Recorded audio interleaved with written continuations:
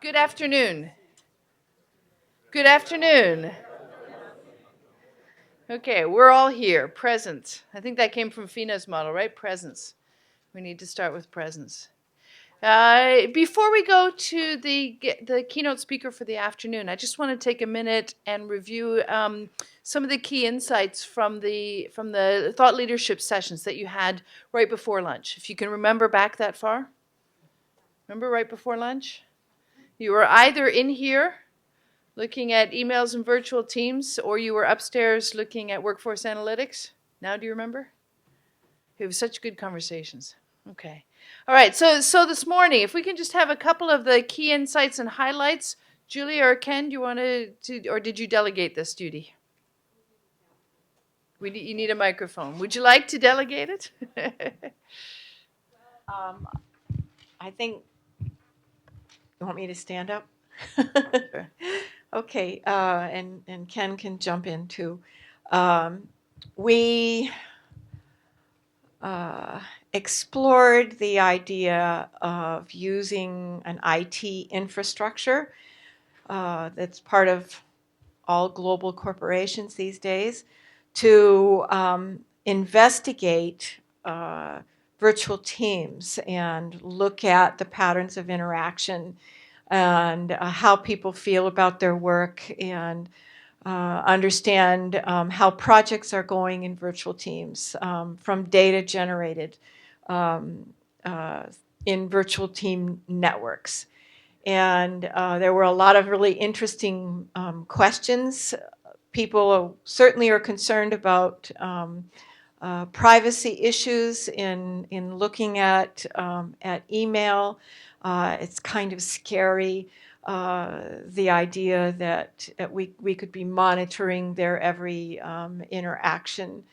But hopefully we allayed some of those fears and said it's not going to be the corporate Big brother. watching you, that the team leaders and members of the teams can actually use this tool, the tools that we introduced, to look at their own interactions, and it can be useful in helping them build a more productive team and one that's more satisfying to work in.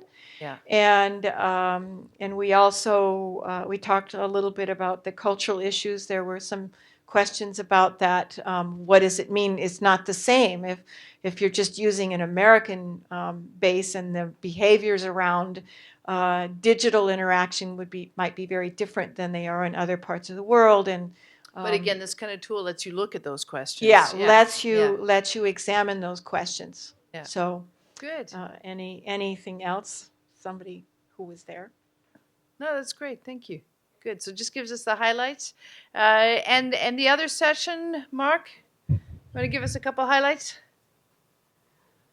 Well, sure, and thanks everybody for attending. We really were talking about mid-level managers and developing analytical systems for them. And the point that we focused on is that there's really an opportunity to really make a difference by focusing on mid-level managers, because most of the infrastructure, most of the investment in organizations is on senior or top-level executives. So as a result, there's a lot more variability in the performance, the outcomes, as well as the investments in talent in the middle of the organization.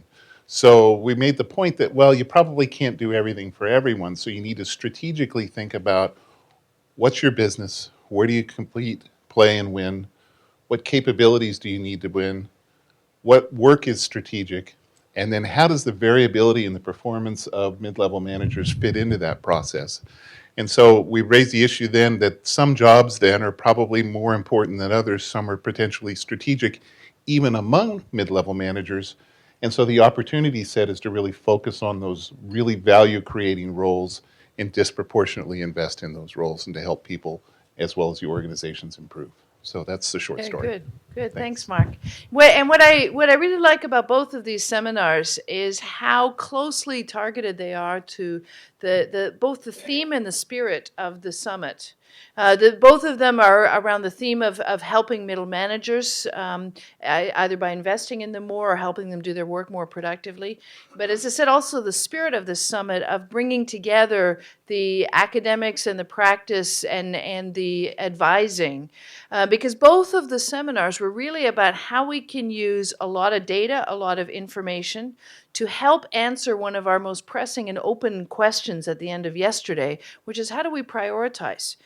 We've agreed that middle managers are the busiest people in the organization. Well, maybe not, but they're extremely busy with an extremely complex role. So how do we help them? But how do we help them in a way that prioritizes the resources so that we know where the resources are going to make the biggest difference?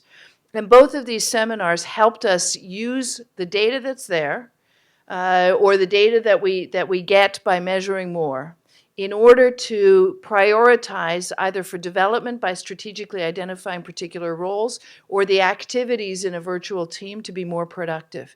So I think they really helped us push forward on some of the open questions that we had, and they both really role model bringing together the academic and the practice and the consulting side of things.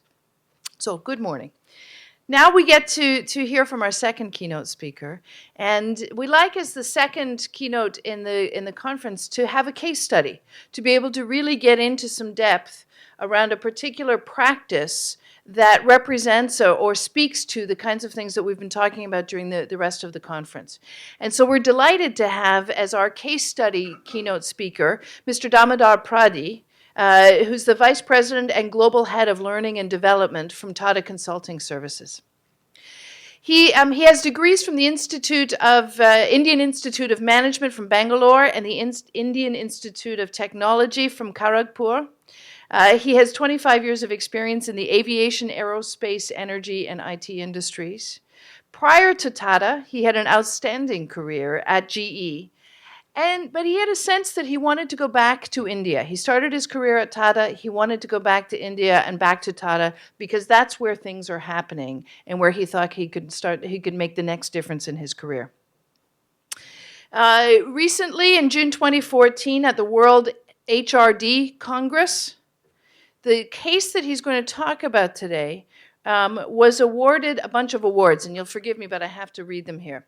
Best Training Initiative for IT and Software in the world, Best Use of Technology for Training, Best Innovation in Learning Services, Training Provider of the Year, and Damodhar himself was named Chief Training Officer of the Year. Okay, so this is a hot case, huh? I also learned about him that he loves to sing, and he plays the tabla, which is an Indian drum, so classical Hindu music. So I think if you get a sense that there's an after-lunch sugar lull, then we would love to hear you sing as well. Please join me in welcoming Damodhar Padhi.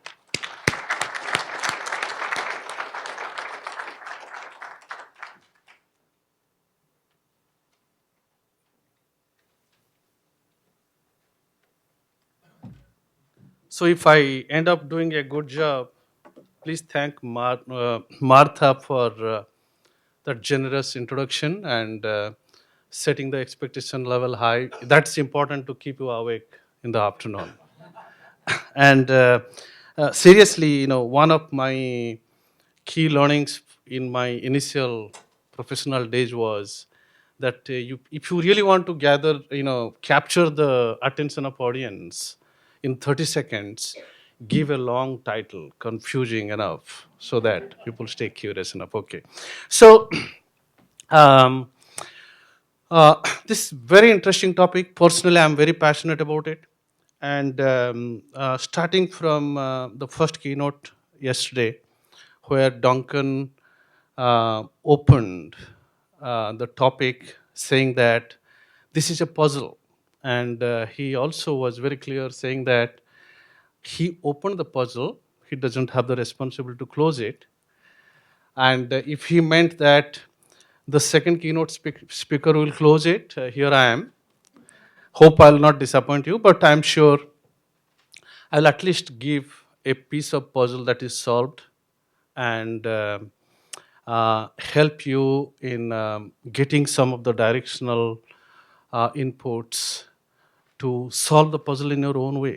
Each puzzle is different. My puzzle, the puzzle that we solved as an organization is very different from the puzzle that you have been facing. So I will give definitely sufficient input, but to start, how the progress has been so far.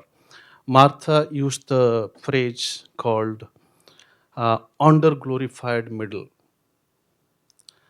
and that phrase talks quite a bit of it. And then yesterday over dinner conversation, how the passion was around it is that this middle layer which actually gets a lot of work done. So we all know that this is a part of the pyramid, organization pyramid, I call it as, that needs to be protected no matter what, needs to be invested, needs to be loved, and needs to be nurtured really. So that we are all clear about. And there are a lot of sentiments around, and till yesterday night, I thought two aspects had not come up very well.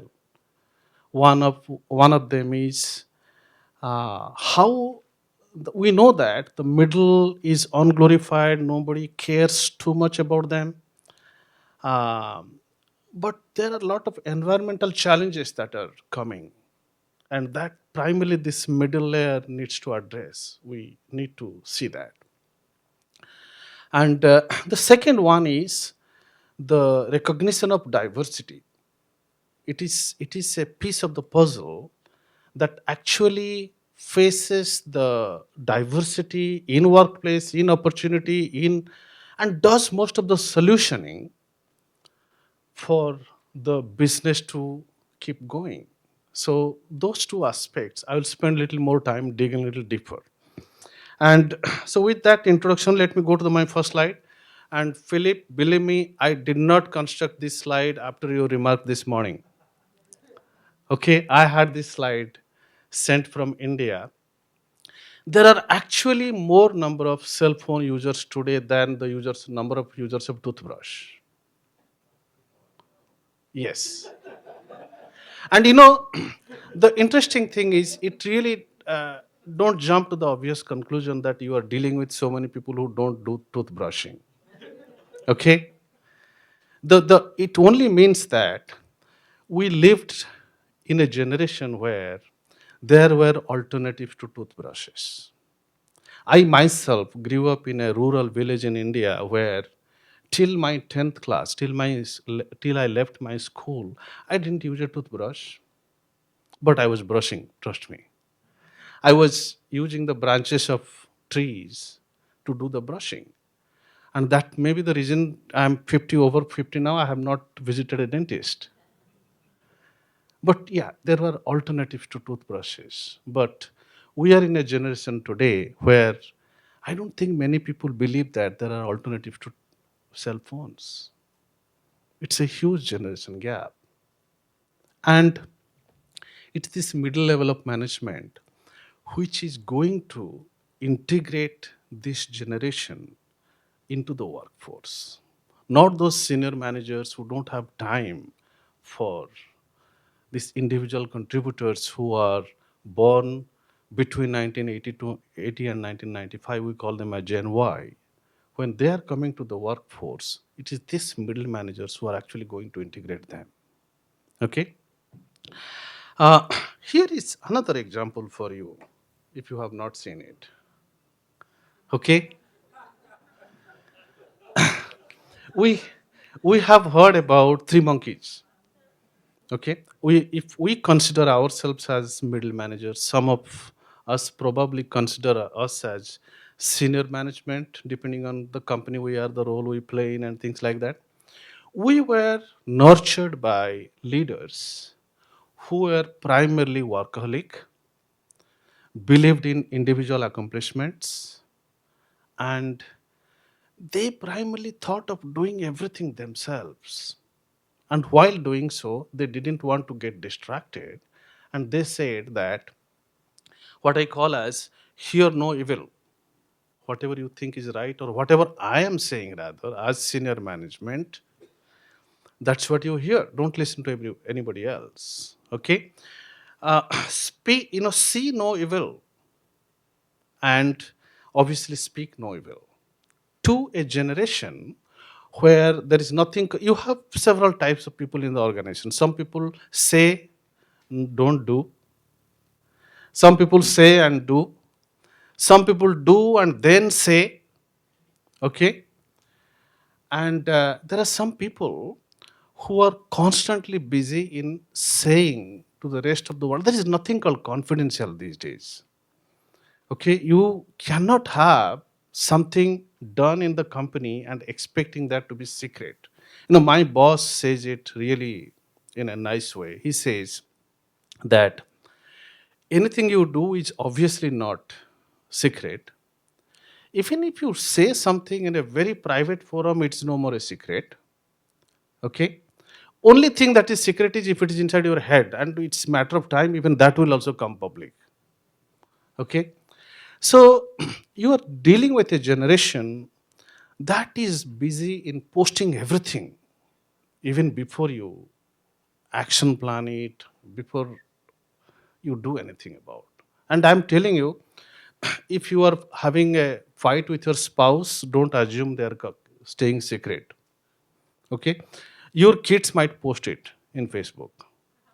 If you are going to a vacation and telling that you are busy for some reason or other, it's not going to like that. Your kids are posting wherever you are going with pictures, and they're so self independent that if you and I want to take a picture in a particular place, we'll say, can you help me in taking a picture of us? These people just believe in their selfies. Take picture in the smartphone and post it everywhere. So there is nothing called secret. The reason I'm telling all this is, this is the generation again that's going to be integrated to the main workforce with these middle managers. Okay, I will give you one last trivia, that is this. So this is the result of my own research. This is the list of most admired companies in the Fortune's list uh, over last 10-15 years. You can see the list of 2000 G at the top. And I worked in G for 14 years and know the company fairly well. I've gone to Crotonville a dozen of times to attend a lot of programs there. Uh, the company is the same company, has very similar financial results, but not there in the top list of 10 constantly. It vanished from the list some years. Last year it appeared again at number 10. This year nobody knows what will happen. But fast forwarding in 2009, you see Apple coming up as a company at number 1. And most significant again, Google, which nobody knows what it produces, but at number 4. And if you do an opinion poll today, who is your greatest teacher? The answer will be Google. That's where most of us learn from. Okay? And fast forwarding, you see Amazon joining the Fortune 5, the top 10 list. And as soon as Amazon joined, in subsequent years, you see departmental stores like Walmart and others, they vanished from the list. Because people are buying stuff online all the time. And not only they're doing that, they are more particular about the places that have free Wi-Fi, like Starbucks. People are preferring to drink coffee in Starbucks rather than going and doing the shopping. So you see Facebook appearing at number 48, okay, down below, and 1 year later, Samsung joining the list at 21, Facebook improving its position from 48 to 38. So you would imagine that this transition from industrial economy to digital economy itself was a very profound change. You will not be surprised if it is being superposed by another model called social economy. You never know how it is going. So these are a lot of dynamics that are happening, which is making this middle management level, the role of middle management, the challenges faced by middle management, even more interesting. So those ones are some of the trivias I thought I will share to add to the complexity, if you will, to the whole equation. Okay.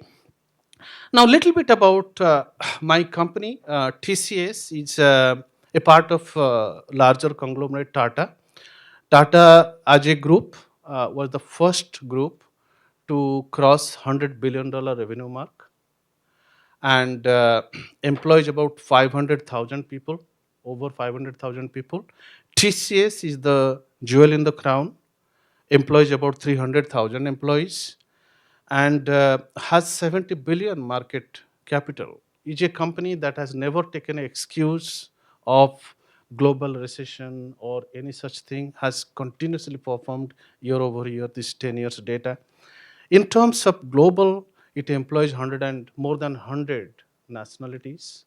And when it comes to diversity of workforce, 10 years ago, it had 1 out of every 5 employees as women, and now it is 1 out of 3. And I will not be surprised if we go like that. In another 5 6 years, will be every other person will be a female employee. So pretty global company, and the framework that I will share with you is something that has worked for an organization of this size, and if that tells you something. So here is little bit about uh, Bright getting into the framework. The picture there is from Daughter's Leadership Pipeline by Ram Sharan and his colleagues.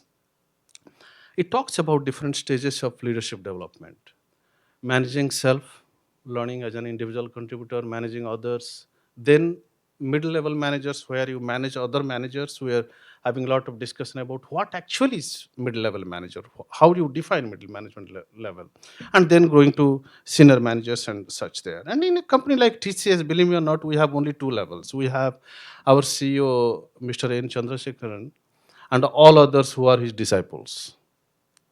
So but in real world, there are few other levels for operational efficiencies and the driving growth and such there. And this is just for the purpose of conference, I have tried to organize them in the form of what I call as uh, juniors and middle managers and senior managers.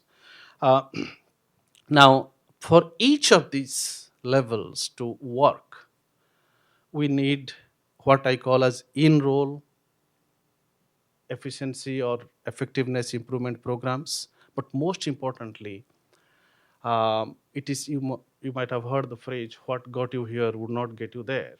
So when you change from one role to another role, how do you see the role change interventions being designed and implemented? So that is where the actual learning takes place. How do you prepare someone from one role to another? It's an intervention, it is not in role training. Shifting gear, this is a picture I kind of try to draw some analogy. There is something in these monuments, architectural monuments, if you will.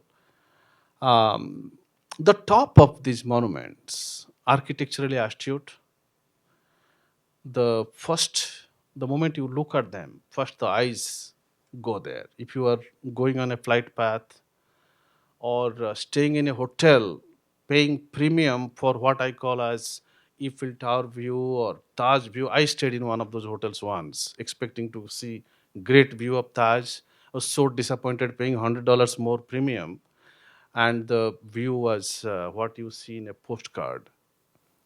Okay, so that's what is typical about these monuments. And the foundation, again, is very monolithic, massive, gives stability, but it is that middle one which actually expresses the elements of diversity. You see each elements different from the other.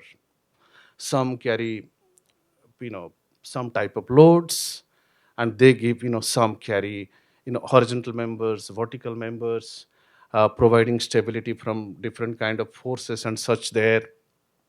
That is where the elements of variations are. Okay. uh, Management structure is no different. Management structure, it's the middle layer that actually does the solutioning of all the business world variations. So If I map that to an organization, typical organization, you would see the individual contributors where you have very large number of employees doing very smaller types of roles. You can, in an organization like us, most of them are programmers or analysts, very few type of roles, but constitute almost 80 to 85% of the workforce. But it's the middle where you have all different kinds of roles. And then the top is obviously the few ones that drive growth and spend most of the times in travel meeting customers and such. Another dimension of how this middle layer is actually different from the other two. And in terms of organizational pyramid solutioning, if you will, that's what we need to do, how we can devise this layer in terms of uniqueness that you can drill down and create developmental courses around it. So that's where I thought I would relate it to an organization pyramid where you look at diversity from little different thought here. So while developing programs that will address this middle layer, something to keep in mind is the vertical development where you concentrate on programs that forces stage upliftment, how people move from one stage to another stage. I call them as depth, developing depth in a particular function. And then the horizontal development that are more behavioral, expanding their leadership skills, making them better, bigger leader from some sort of leadership attributes point of view. So when you combine both of them, you are imparting leadership, at the same time you are imparting functional depth, so that you have a holistic level of growth of this middle managers level. So just one slide on what happens at the bottom of the pyramid. Like one device does it all, similarly we have one program also does it all at the bottom of the pyramid. These are individual contributors, very few types of roles.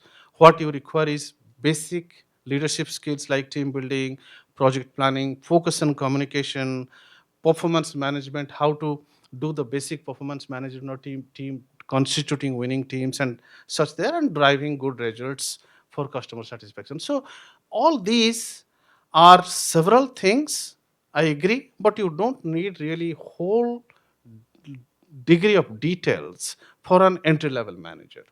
But it is that middle level managers where you are requiring a long haul, long runway, you are going to provide a long runway for the managers to develop and excel, where you need to spend more time. This is a 6 days intervention program, whereas the middle level manager management program is as long as 6 months program. So just to give some sort of so I talked a little bit about challenges, and here is little bit more details of recognizing the importance of each of these. This middle level management program is all about multiple streams. We talked about diversity. How do we address the unique needs of women workforce who are entering into the stages of family and such there, even sometimes the male associates who are supporting the families in different ways when the female associate is doing well and needs to be supported, and how the male counterpart can take a little bit of back seat and let the woman workforce go a little forward. uh, then experiential learning I talked about yesterday. I think I heard someone talking about 70-20-10. This is the level where it's very critical. And I talked about a 6 months time frame where you not only give theoretical knowledge but make people learn and practice all those. Selection process is key. You need to pick these individuals who are joining the stream very carefully, because output is as good as the input. If you pick the wrong candidates for the wrong streams, you have different consequences. And regional role model involvement, the people are spread out in a company like ours where we are in 100 different countries, and even within India, we are literally there in every city, not only in every city, but every small part of the cities itself. So people would like to see their own local hero as their role models. So they spend a lot of time in mentoring and coaching these individuals. So spend lot of time, 20% of the time of leaders is spent in developing leaders under them. So that's the regional role models. And above all, I talked about the bridging the generation of the next, integrating the next generation of workforce. So this is the program name. It's a very Indian name. I'm introducing a name here, Pragati. And if you are finding it hard, I will make it a little easier for you. Pro as in progress. In fact, Pragati itself means progress. The word Pragati means progress. And Go as in gum. And next one, don't try to even get it. T, you will struggle. I would simplify it for you, T, if that helps. So if you say TEA, that is T, THI is Thi. This is none of them, it is called Thi, but you can call it as T if it makes it easier. So that's the name Pragati, which actually means progress. No rocket science, two elements, very specifically designed and captured: behavioral competencies that gives the breadth, and technology competencies that gives the depth. And we have four different streams: large program management, delivery management, technical architects, and the sales. So, four streams. So, in your own little world, if you can figure out what these unique pillars are, what are your streams, I think you can frame a very similar developmental model for developing your middle managers.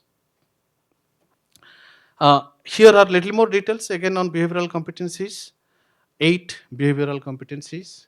You can debate about what is included, what is not included. That's not the intent. You can always design your own behavioral competencies that are unique to your organization, unique to your workforce. This is ours. And you will see we have customer focus there, sharpening customer focus on top of what they learned in the previous leadership level. People development. In the earlier framework, entry level framework, we talked about people management. Here, it's no more about managing people, it's about developing people. These people are becoming bigger level managers. So, from management, they are focusing more on development and so on there. You would not see communication skill here, for example, because if someone has come to this level, it's expected that the person has good communication skills. Okay, so communication gets better with time available. We don't want to spend whole a lot of time polishing up the communication of person who has already reached a middle level, management level. Rather, we'll pick 8 out of 21, 22 competencies that we have in the total list of behavioral competencies. So these are 8. And then on technical competencies, or rather technical stream that I call as depth, this is a typical constitutions of the technical technology stream. And it's, I picked an example of large program management. You can guess that when you are talking about large program management, one of the basic building block is how do you manage stakeholders' expectations? And along with that, how do you manage risk? Okay, how do you manage risk of getting a large program right in the first place? Vendor management, we don't do it all. We depend on several vendors for large programs. How do we manage vendors? How do we do the system integration? It's another key. In large programs, components might be right. How do we get the system right? So that's another critical one. So like that, we have 7 different substreams of technology that need to be developed as a part of this program. Now, what I show here is what is there in it for the individual. That's where role progression comes. Unless the middle manager, it's a tall order, as I say. Okay? People must experience growth along the journey. Otherwise, it will be very difficult for them to stay motivated. Not only forcing them into uh, one of the streams, but as they progress, if they want to change the track also, somebody, Ed was mentioning that somebody does not want to be a manager of people, wants to stay focused technically. How do we make sure that he shifts from a large program management stream to a technical architect stream? So the framework should facilitate that part of the puzzle too. So so that's critical here. So role progression, as the program moves, as folks graduate, after that, as a form of practice, we also make sure that if they are doing well, they get promotions, role progression as a part of that stream. So, here is an example of 4 such progression, and other 3 streams are exact like similar. The substreams will look very different, but the framework is same. What are the substreams that are needed as a part of technical depth to give really meaning to that particular stream? So this is one for sales, this is one for delivery excellence, and this is one for technical architect stream. So you got the the the stream definition right. So this is one slide which uh, is extremely important. You can have a great program, but unless it is deployed very efficiently, the outcome will not be there.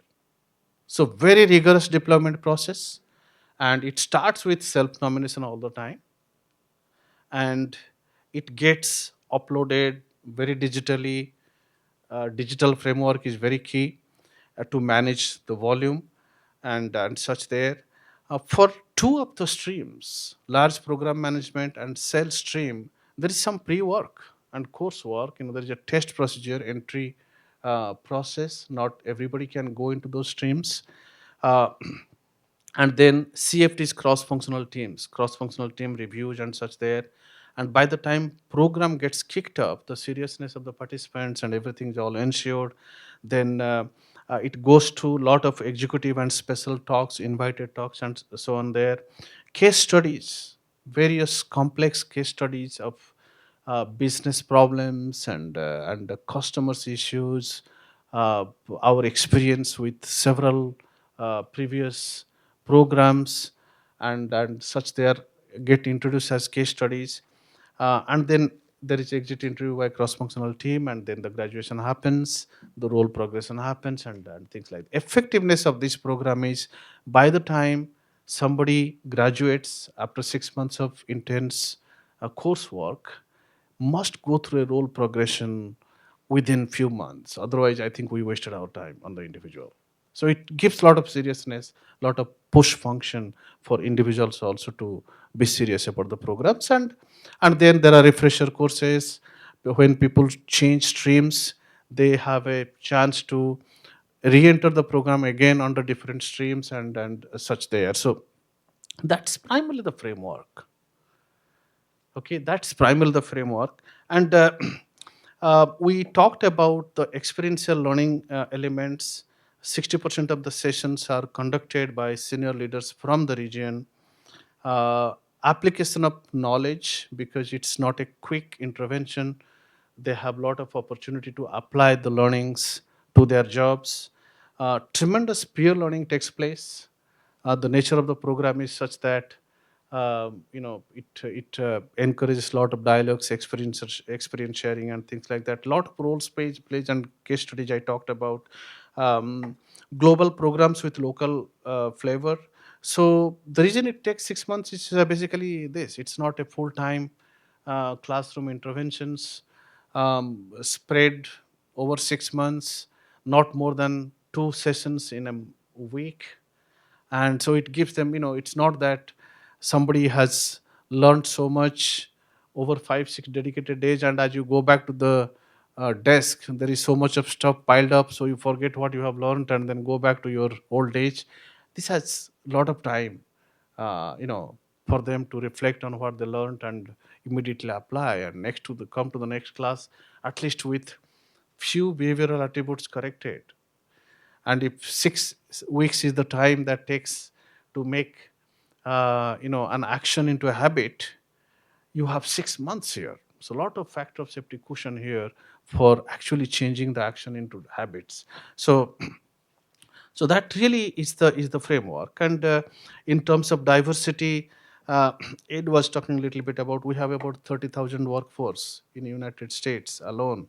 So uh, these numbers, depending on how you look at it, it's at a particular level. So close to 85% are Indian nationals, and 10 to 15% are non-Indians, and there are geography wise. So the framework is same for everybody. uh, Easily it's not deployable, it has not been deployed elsewhere, but it's primarily in India. But the framework is such that it can be deployed everywhere. And as Ed was mentioning, the folks who actually come to United States from India, they're already hypos. Most of them have gone through this program as a part of the program there itself. uh, in terms of regional role model involvement, this is another slide. I just talked a little bit more details about how senior leaders get engaged in mentoring and executive and special customer talks. This is actually the result slide. How our uh, program management competencies have developed with time. You know, uh, number of awards in the PMI conference, number of paper published, and it's basically the part of competency building. Program management is very essential competency in IT services industry. So this is a clear example of how results have come. Number of middle managers developed over time is has gone exponentially high. So number is not really an issue. When you have a structured framework, it's not a question of the the capability. It's all how much you can do, how agile you are in your selection process, in tapping individual at the right point of time and giving them the intervention, so that you create a very scalable model for growth. Because we all know that it is this middle management level which actually is the driver of growth. It can only get better if you can make that level wider and deeper. That's what the growth is all about. That's where the investment should be. That's where the growth is. So that talks about the result piece. In terms of recognition, global recognition, the program has gone from strength to strength and has been this. These are couple of recognition this year that came up. I just picked few examples, and I just said it's always not done deal. We constantly see, challenges. We still see uh, difficulty in consistently messaging, availability of cross-functional teams at different locations. This does take people away from their work. People. It's a 6 months program. In the middle of the program, the dynamics changes, environment changes, and they suddenly get a call to go to a customer location overseas. So the program gets discontinued. 6 months is, of course, considered as a long duration. There are dropouts in the middle of the programs, personal priorities and such. There lot of dropouts in the program. Right now, we have not virtualized the program, so that's an opportunity which I'll talk a little bit later. When we virtualize the program, we can have the same program delivered in a virtual environment, so that our overseas associates also can get trained in the same framework.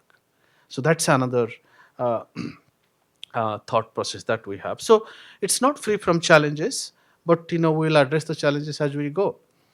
Uh, Now that's the reimagination piece I'm talking about. It's a program that has worked fantastic for us so far. but we are not complacent. We'll constantly reimagine the program and keep investing in developing this model further. And the reimagination drivers are, the little bit when I, talked about at the beginning, environment is changing, the culture piece is changing, the workforce constituency is changing. So that's a big piece. And then again, it's technology. You know, technology is such that distant learning is a reality today. As an organization, we have what we call as 30% e-learning content. You can consume the content, learning content, anytime, anywhere in the world, even using any device. 30%.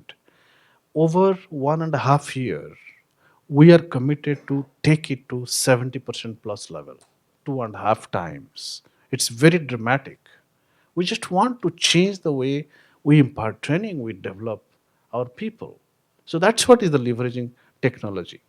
You have visual technology that can drive synchronous virtual learning at multiple locations. You can be in the same time zone, but at different places, forcing interaction as live as this forum is. We actually have technology available to facilitate that kind of discussion. We don't need to have people always traveling for an event like this. Okay, so that is possible to, and if we really leverage that, we can train people across different locations.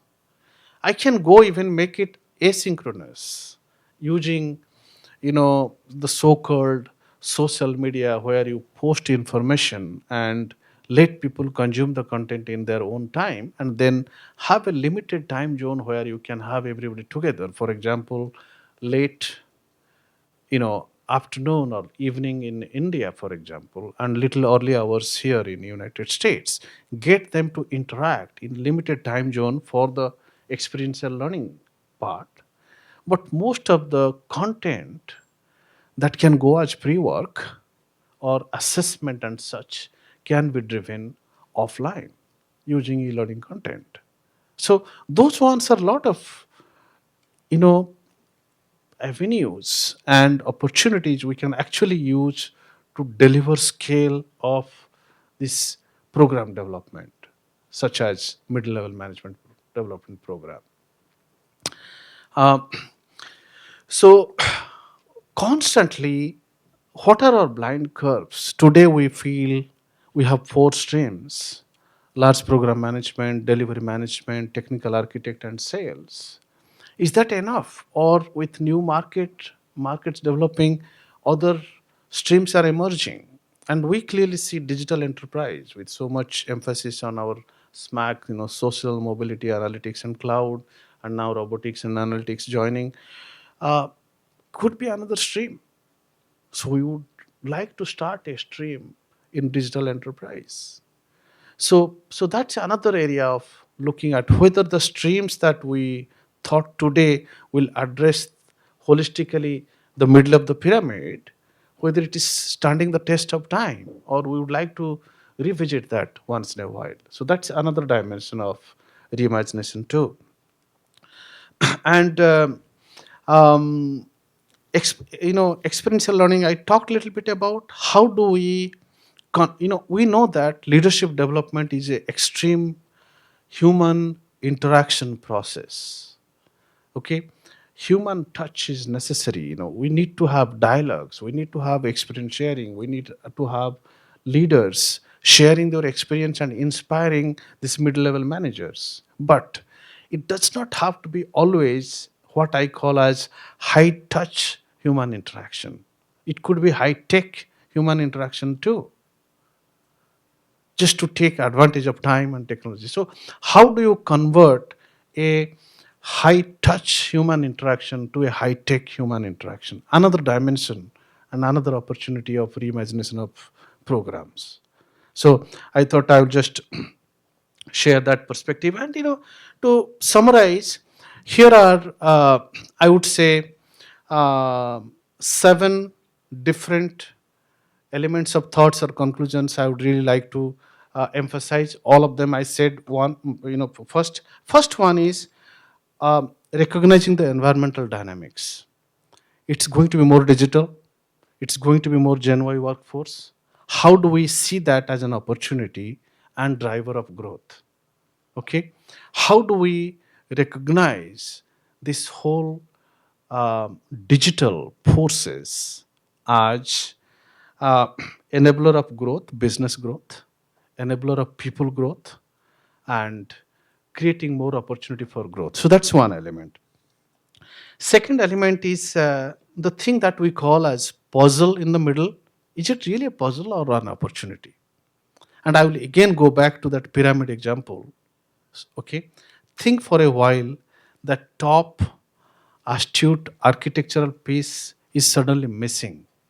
It's not there anymore.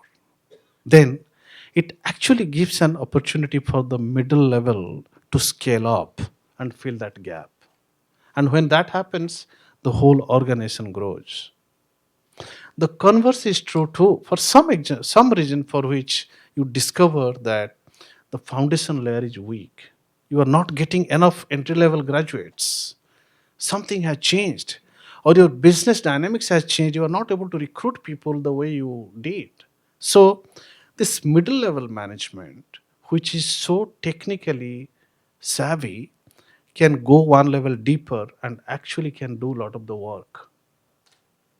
So I don't see this middle level management as a layer that is a problem. It's actually an opportunity either way, top or at the bottom.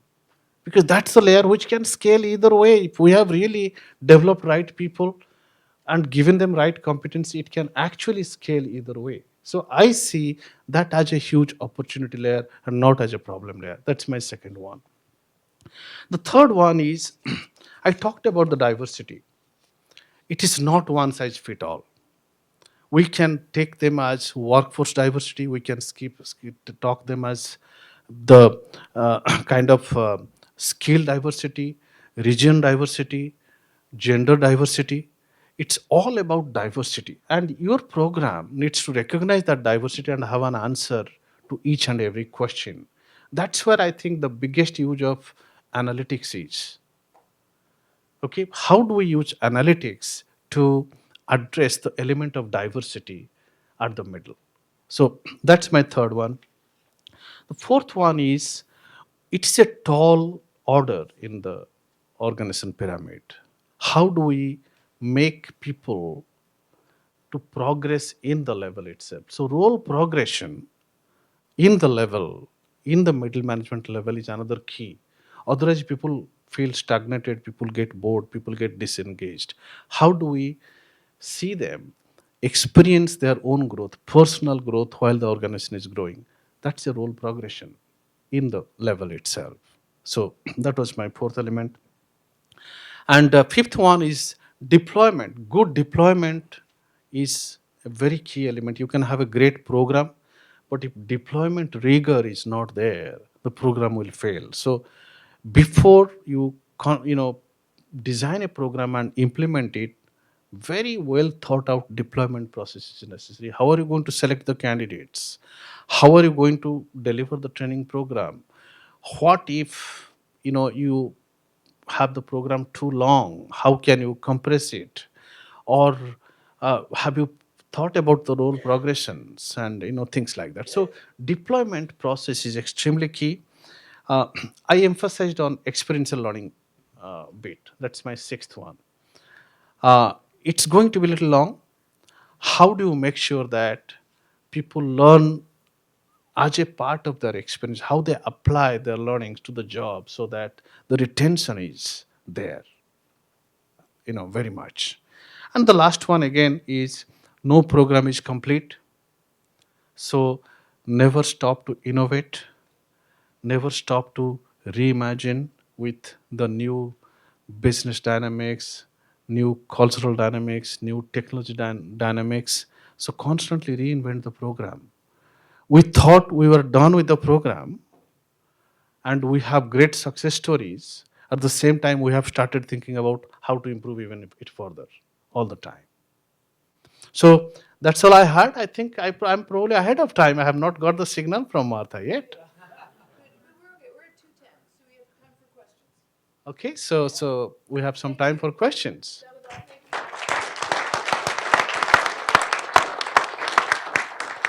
Question a little bit for question or?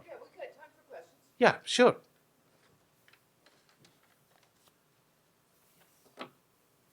Thank you. My name is Fuji of Waseda University in Japan. Now, you spent some years at GE, and what are the similarities and differences between GE's program and yours? Wow, it's a loaded question. Right now I should not be speaking too much about GE.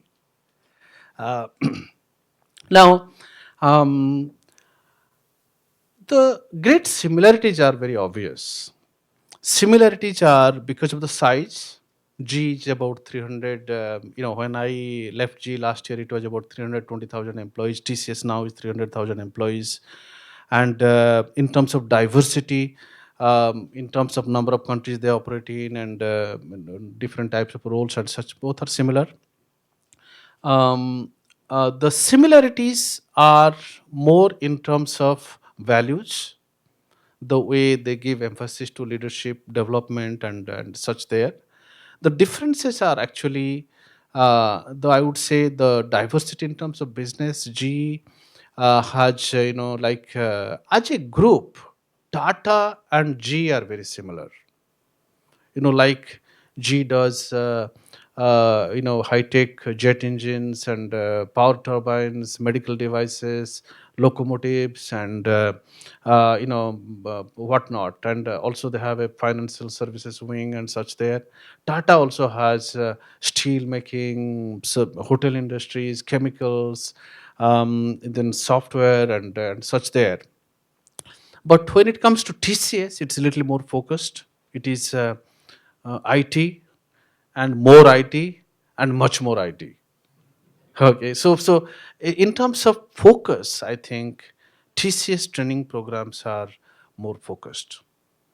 We still see diversity within that focus group, so it's more sharper, more pointed, and but in terms of rigor they are same, in terms of size they're same, in terms of challenges in addressing the scale they are same, and difference wise it is more focused and sharper compared to G, where it's a little breadth oriented, and diversity I think is a bigger challenge for them compared to as it is for us.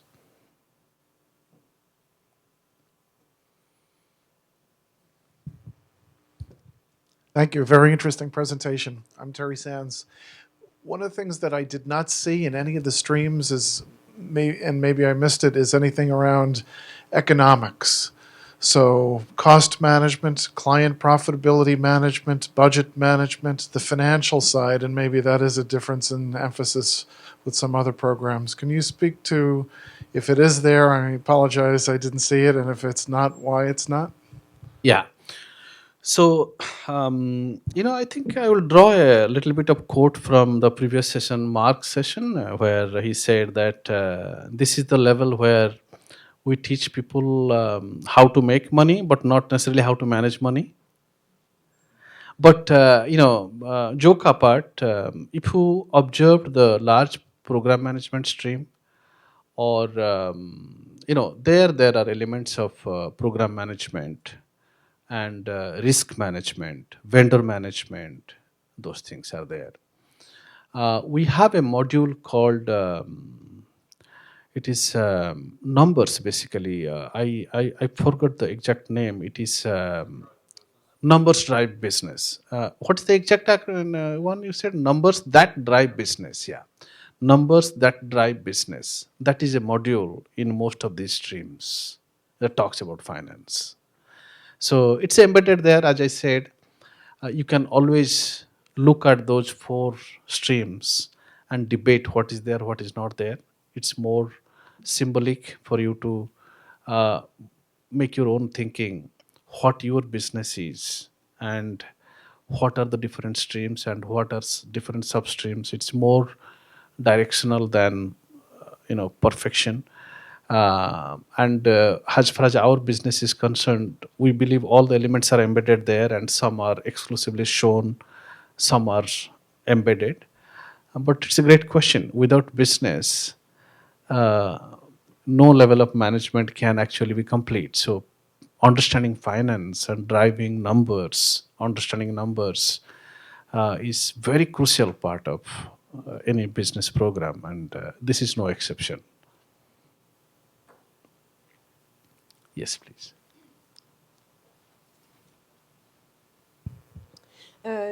You are truly a global company, but your origin is in India, and you also emphasize that only 9.2% of the employees in TCS are non-Indian nationalities. Does your program have a certain Indian touch? Do you also draw on some of your experiences from an Indian environment and Indian management styles and try to bring it into the global scene? Yeah, a great question again. Um, the percentage are little symbolic. There is a reason for which 85% of workforce are Indian workforce, and the value proposition is offshoring, get with technology and the way customers are doing business, get quite a good amount of things done in countries where talent is available in large numbers. So that gives the number. If we have an opportunity and need to grow much more in any other country, we would. That's not an issue. But to your point, this particular program has a bit of Indian touch. The name is an Indian name, and but the framework has nothing to do with India. That's the reason I showed two monuments where the framework is understanding the diversity of the business. Okay, and the getting the horizontal and vertical elements are key. What are the behavioral attributes of the program, and what are the unique technical depths that are needed for the stream? So concepts are extremely global concepts. The daughter's leadership pipeline model that I showed has nothing to do with India. Mapping that model to overall leadership structures and levels has nothing to do with India. So the program philosophy and the constitution is extremely global. It's just incidental that the name is. I just produced the name as it is for us, but it's a very global model which can be delivered anywhere, and we will do the program in United States. And as we hire more people locally, particularly at the bottom of the pyramid, to grow them, as Ed was telling, we hire more people at experience level where they have got a lot of expertise, depth in what they do. And the people who come from India, they come at a reasonably good level of leadership where they have gone through this program. But as we recruit more people locally here, this year, Ed was telling we'll recruit in excess of 500 folks. So when those folks grow up a little bit, and already we have a backlog of people who have been hired in last several years, we'll do the program in United States too. So if that answer your questions. I am astonished by the scale. Hey, we talked yesterday about how experiential learning is very hard to scale. In fact, I recall somebody saying, and everybody nodding, that you can't have experiential learning and scale at the same time. Yeah. You had 35,000 middle managers. I grew up in a town that had 35,000 people. And you just have this bullet point up there that says, yeah, we do experiential learning. It takes 6 months. It's connected with their job. This is astonishing. How do you have experiential learning scaled to 35,000 people? What's the secret to that? Yeah, there's a pilot model everywhere, Martha. So, I gave you the example of, let me give you a little simpler example and then make it complex. This program that I showed, 6 days program, 6 days program in a classroom, intense classroom environment. We piloted it this March. 25th or 26th is the date when we piloted, and that was one of my brainchild to integrate about a dozen of fragmented programs into one signature program where intervention is visible and people really see that yes, they learned something that they can go and apply and become a first line manager. And when we did that, you talked about scale, and I'm sharing with you some numbers. When actually I thought about the numbers, it was mind boggling to me. So we recruit about 30,000 graduates every year. 30,000 every year from campus. And if I assume 1 out of every 5 is a leadership material, okay, 1 out of 5 is a high potential, and grow up 4 5 years in the line, that's a 5 6,000 number. And each of these classrooms are typically 25 to 30. So I need to have about 150 to 200 batches trained in a year, which means if I have an institute running 3 parallel sessions, still I will not be done annually. So that's where I said we have this beautiful I-class infrastructure where in 5 6 different cities, Chennai is one, Bangalore is one, Hyderabad is one. I would have this what I call synchronous virtual learning, where one faculty is teaching here, but participants are there in 6 different locations.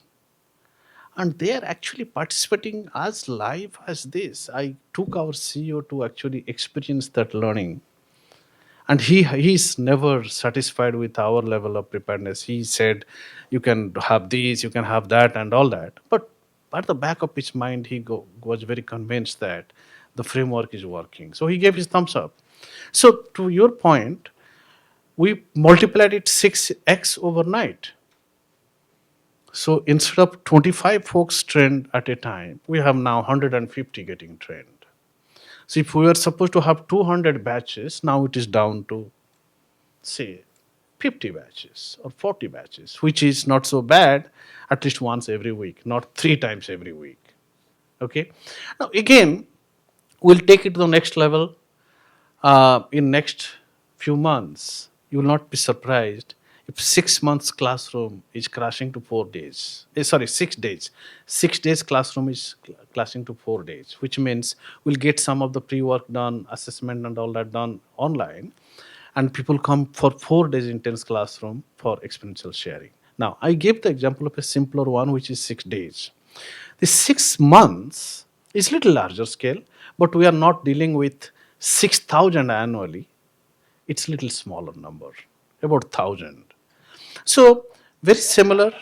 It's very similar infrastructure, and number of experts that are needed to be required now is less because we are doing it in multiple places.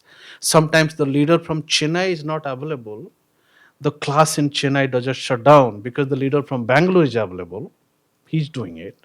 So I don't need to have experts available at each location. If I have the expert available in each of these 6 locations, each one of these 6 locations, I'm still okay.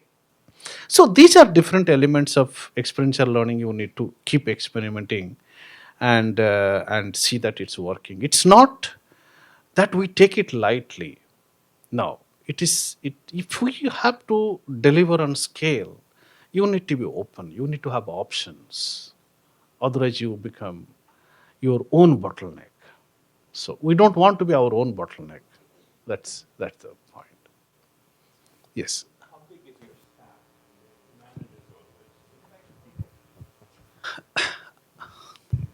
So how big is your staff that manages all this? The learning and development is about 500 people. My straight staff are about 500 people. Most of them are in India, about 25 of them are overseas. We have a lot of experts from business also taking, it's not their full-time job. A lot of folks, about 200, 300 at any point of time, FTEs available for learning. So It's a large number, 600, 700 people promoting learning and development in the company.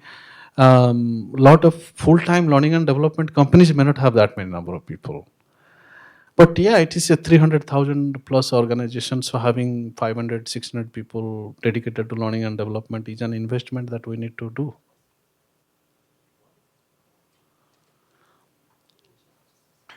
I want to push a little bit on the hierarchical learning and the vertical learning. So if I was at this conference 3 times ago, it would have been about global leadership. Then it went to globally responsible leadership. Now it's, if we put an and in there, globally responsible middle management. And I understand you want your middle managers to do more of the senior managers' work. So as I looked at the modules you were adding and the improvements, what I didn't see in there is, how do the middle managers develop a global perspective? What's their viewpoint on green IT? How should they be versed in the political differences and issues of working in different kinds of economies? What is Tata's position on climate change? And what are your views about, now, as a globally responsible middle manager, you're going to want to have a point of view about this. You're going to be talking to multiple stakeholders. And I didn't see that in your program. And I was curious, is that sort of an idea that hasn't come, or, you know, nice thought, but we delegate that to some other function? Yeah, it's a great question. And, you know, I can probably go back few slides and take that. Why don't I get back that? Let's see. Yeah.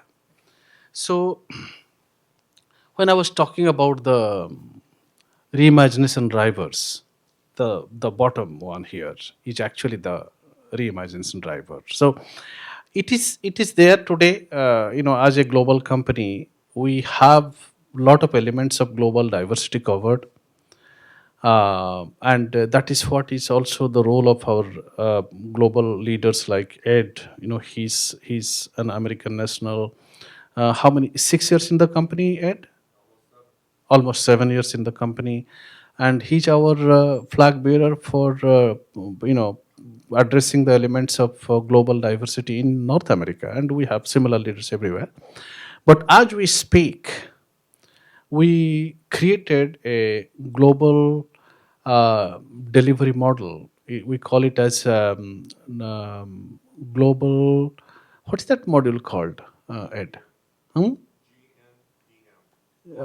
That is global network delivery, but the module that you and Sharda recently took, the PACE track. Managing diversity and inclusion. So MDI, managing diversity and inclusion, is a specially designed intervention for managing diverse workforce. So we have, say for example, to give an example, North America still is pretty okay.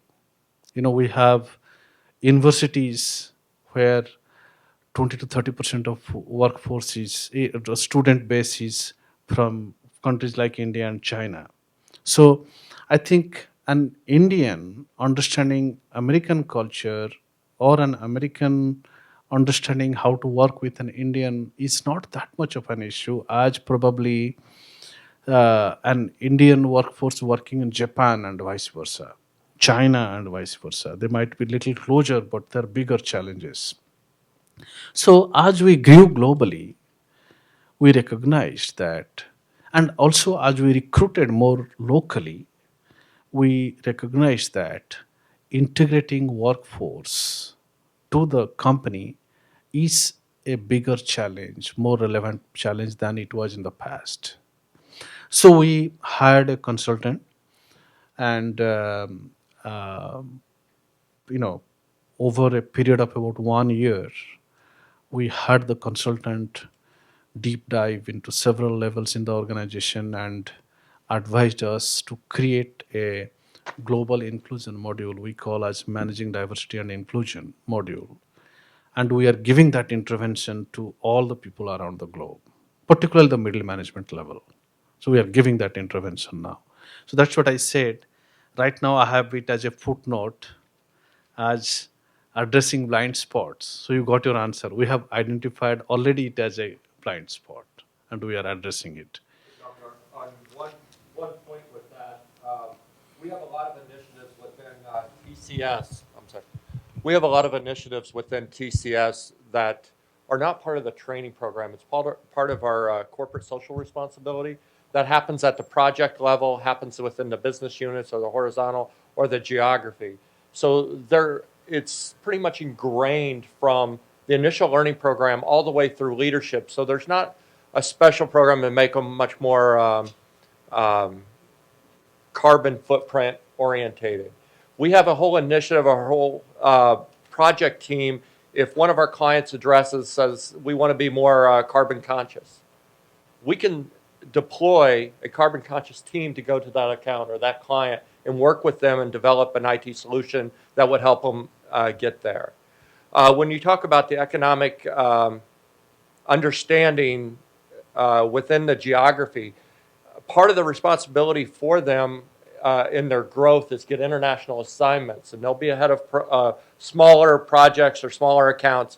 They'll grow into client partners, and they'll be part of a pre-sales solution team or a sales solution team. So they'll get exposure to that geography. It's not that we train them in India and then place them as a head in another geography. That wouldn't be fair to them nor our business. So throughout their growth, there's these international assignments. There's different progressions into different focus areas.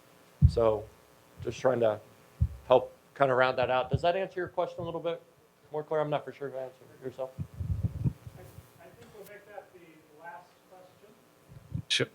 And thank you very much.